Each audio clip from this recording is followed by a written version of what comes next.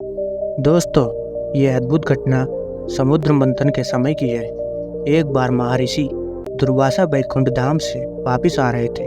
रास्ते में उन्होंने राजा इंद्र को अपने ऐरावत हाथी पर सवार होकर अपनी ओर आते हुए देखा। महर्षि दुर्वासा जी ने उनका स्वागत सत्कार करते हुए उन्हें कमल के फूल की दिव्य माला भेंट की। अहंकार में डूबे इंद्र ने भेंट स्वरूप मिले उस कमल की माला को मामूली समझकर उसे अपने हाथी ऐरावत की सर पर फेंक दी। माला गिरकर हाथी के पैरों में जा गिरी। ऐरावत ने उस माला को अपने पैरों तले कुचल दिया। दिए गए भेंट का इस प्रकार निरादर करने पर महर्षि दुर्वासा बहुत क्रोधित हुए। क्रोध में आकर महर्षि दुर्वासा जी ने इंद्र को श्रीहीन होने का श्राप दे दिया, जिसके चलते इंद्र की सभी शक्तियां नष्ट हो गईं। इंद्रलोक इंद्र से विहीन हो गया। इस मौके का फायदा उठाकर दैत्यों ने इंद्रलोक पर आक्रमण कर दिया। देवताओं को हराकर दैत्यों ने इंद्रलोक पर अपना कब्जा कर लिया और देवताओं को वहां से खदेड़ दिया। त्राहिमाम करते हुए इंद्र ब्रह्मा जी सहित श्री हरि के चरणों में सहायता हेतु पहुंचे। भगवान विष्णु संसार एवं मानव जाति के कल्याण के लिए लक्ष्मी जी के साथ समुद्र मंथन पर विचार विमर्श कर रहे थे कि इतने में इंद्र भगवान ब्रह्मा जी सहित सभी देवता गणों के साथ भगवान विष्णु के सम्मुख पहुंचे। श्री हरि के सम्मुख इंद्र अपना स्वर्ग लोक वापस पाने के लिए प्रार्थना करने लगे।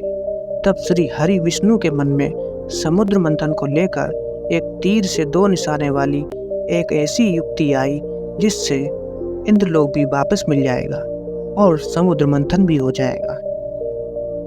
श्री हरि विष्णु इंद्र सहित सभी देवताओं को अमृत का लालच देते हुए बोले कि अब दैत्यों से मुकाबला करके अपना इंद्रलोक वापस लेने के लिए तुम सभी देवताओं को अमरता हासिल करनी होगी।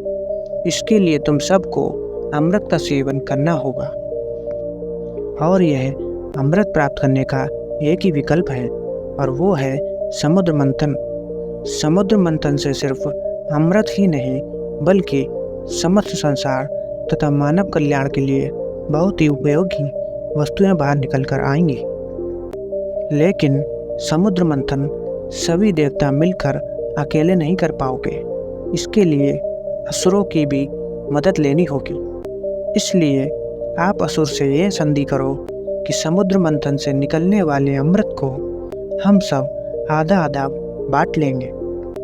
सभी देव ये प्रस्ताव लेकर बिना देरी किए असुरों के पास पहुंचे। प्रस्ताव में अमृत का नाम सुनते ही सभी दैत्य समुद्र मंथन के लिए तुरंत राजी हो गए। इस तरह भगवान विष्णु के मार्गदर्शन में देवताओं और दैत्यों ने अपनी पूरी शक्ति लगाते हुए मदरांचल पर्वत को उठाकर समुद्र तट पर ले जाने की चेष्टा की, लेकिन नहीं उठा पाए। तब श्री हरि ने अपनी शक्ति का भी सहयोग देकर उसे उठाकर समुद्र में रख दिया। मदरांचल को मथानी एवं वासुकी नाग की रस्सी बनाकर समुद्र मंथन का शुभ कार्य आरंभ हुआ। श्री विष्णु की नज़र मथानी पर पड़ी, जो कि अंदर की ओर धंसती चली जा रही थी। यह देखकर उन्होंने स्वयं कच्छप बनाकर अपनी पीठ पर मदराचल पर्वत को रख लिया। तत्पश्चात समुद्र मंथन से लक्ष्मी, कौस्तुभ, परिजात, सुरा, धन्वंतरी, चंद्रमा, पुष्पक, ऐरावत, पंचजनीय शंख, रंभा, कामधेनु, उच्चैश्रवा और अंत में अमृत कुंभ निकले, जिसे लेकर धन्वंतरी जी आए। उनके हाथों से अमृत कलश छीनकर दैत्य भागने लगे ताकि देवताओं से पूर्व अमृत पान करके वे अमर हो जाएं। दैत्यों के बीच कलश के लिए झगड़ा शुरू हो गया और देवता हताश खड़े थे। तब श्री हरि विष्णु जी ने एक सुंदर स्त्री का मोहिनी रूप धड़कर देवता और दैत्यों के बीच पहुंच गए और उन्होंने अमृत को समान रूप से बांटने का प्रस्ताव रखा। सभी दैत्य भगवान विष्णु के इस मोहिनी अवतार पर पूरी तरह से मोहित हो चुके थे। दैत्यों ने मोहित होकर अमृत का कलश श्री विष्णु को सौंप दिया। मोहिनी रूपधारी विष्णु ने कहा कि मैं जैसे भी विभाजन का कार्य करूं, चाहे वह उचित हो या अनुचित, तुम लोग बीच में बाधा उत्पन्न ना करने का वचन दो, तभी मैं इस काम को करूंगी। सभी ने मोहिनी रूपी भगवान की बात मान ली।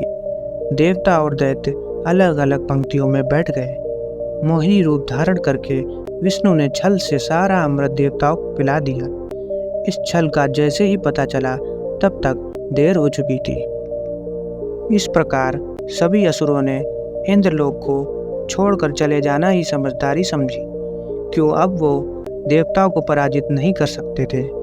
देवता अमृत के सेवन से अब अमर हो चुके थे।